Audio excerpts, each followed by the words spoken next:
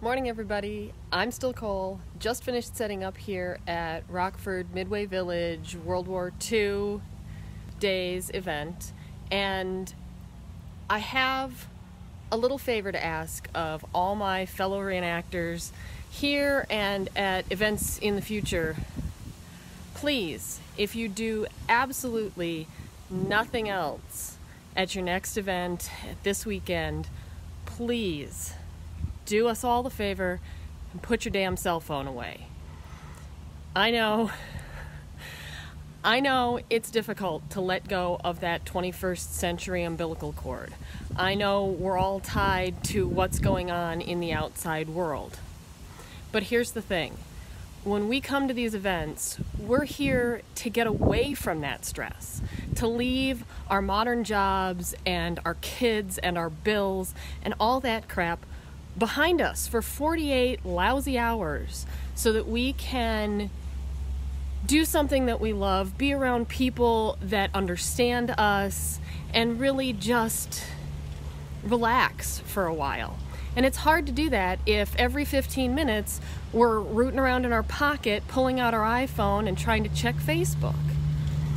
So I know there's a lot of reasons and a lot of excuses that you guys are coming up with right now. I've heard a lot of them just in the last 24 hours even. I've got to know what the weather's going to be like. Well, can you change the weather? Can you go home and get different shoes? No. So the weather's going to be what the weather's going to be. Live with it. Don't keep looking for it. Oh, well, I'm on call for work, or my kids are home alone, or my wife could go into labor. Really?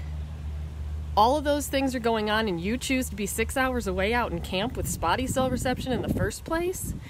If your life at home is that vital, if you can't tell people, I'll call you at 5 o'clock when the public leaves. My phone's going to be off. I'll check messages on Sunday night. Leave me an email.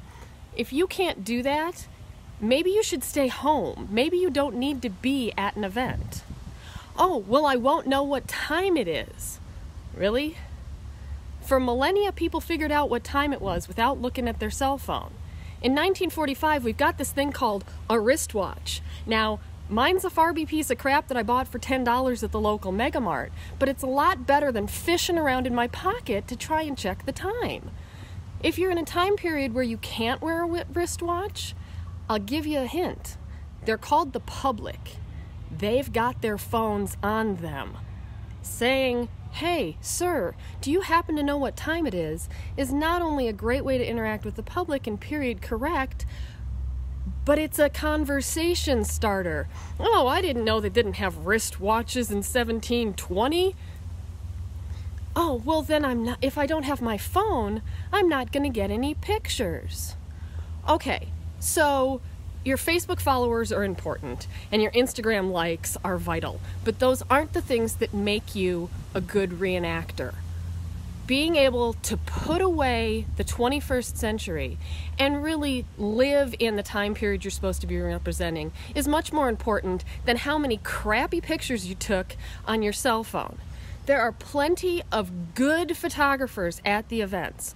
Put your phone away, let them do their job by getting good pictures, and everybody wins.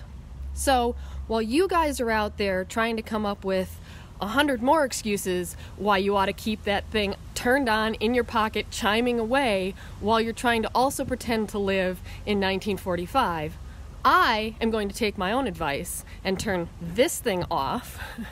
I will see many of you this weekend at the French Cafe. We're serving coffee already. The rest of you, I will see you at 8 o'clock on Sunday night when I turn this back on. Bye.